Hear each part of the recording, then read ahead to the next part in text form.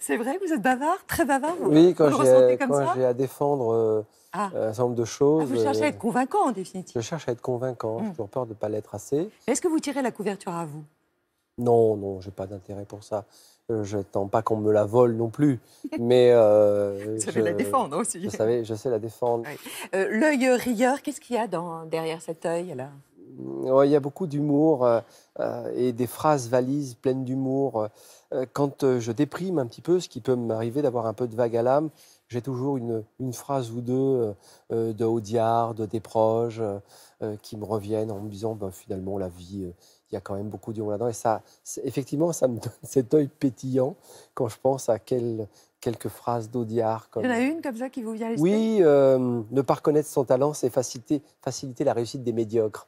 Ça, c'est dans le CAF se rebiffe. Et puis, de Desproges, 5 fruits et légumes par jour. Moi, au bout de la deuxième pastèque, j'en ai marre. Ou alors, je ne bois pas à outrance, je ne sais même pas où c'est. Ça me fait rire. Voilà, c'est quelque chose qui me fait rire. Pourquoi Fleury-Mérogis?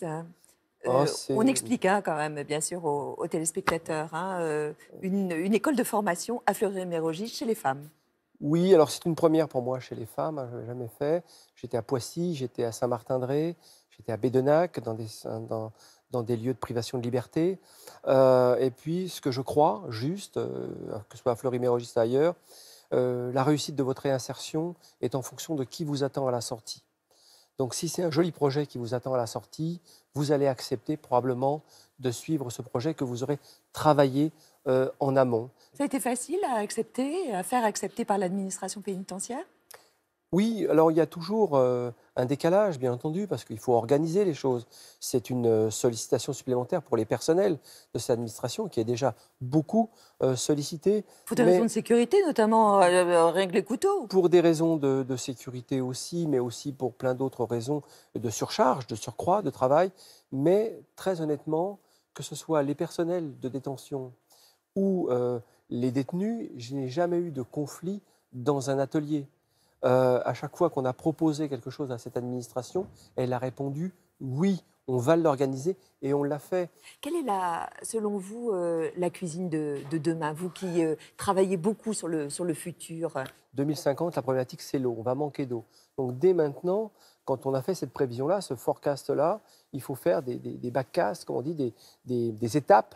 Il faut, à mon avis, pour avoir une vie satisfaisante dans les années à venir, être beaucoup plus flexitarien, je vais dire. Et concrètement, 80% c'est quoi végétal, concrètement? 80% végétal. Quoi, des algues, des choses comme Pas ça? forcément, ça peut être des légumes, repenser l'agriculture, faire attention à la qualité de nos sols, parce que c'est de notre sol qu'il va falloir faire attention, et puis diminuer cette protéine animale qui est consommatrice et extrêmement polluante. Ce sont des pistes qui sont parfaitement acceptables. Vous Et pensez qu'un jour ou l'autre, on abandonnera complètement la viande de notre je alimentation? ne crois pas, je crois qu'on va y aller très doucement, mais dans les 10 prochaines années, il faut devenir beaucoup plus flexitarien, je dirais.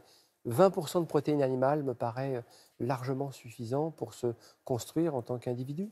Et puis, C'est ce que vous faites pour vous-même? Pardon. oui, moi je suis totalement végétarien, mais j'aime bien cette notion du flexitarien. Vous servez du foie gras, vous, dans votre restaurant, En vos saison, restaurants? en saison, j'en fabrique avec de petits producteurs dans les Landes. J'en fabrique avec une très jolie maison qui est installée à Saint-Sevé et je le revendique. Nous sélectionnons les bêtes, nous avons une saison pour ce foie gras, mais tout Il est n'en demeure acceptable. pas moins qu'elles sont gavées.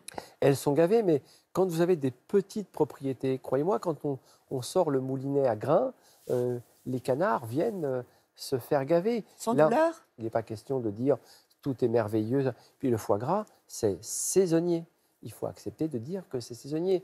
Manger du foie gras toute l'année, est-ce que ça a du sens? Il y a d'autres produits à consommer. Que deviennent vos invendus? C'est toujours la question qu'on se pose. Quand on va dans des grands restaurants, on voit en fait que souvent les assiettes, elles repartent, si c'est bon, elles repartent vides. Mais il y a parfois les mignardises qui repartent, où on a déjà trop mangé, donc il y a le pain qui repart. Sur nos restaurants, ce n'est pas un problème. La complexité, c'est plus sur les buffets de petit déjeuner ou dans les boutiques. Alors là, on a une application très simple qui est utilisée par nos collaborateurs où on dépose tout de suite une offre et ça repart dans d'autres circuits à des prix beaucoup plus attractifs.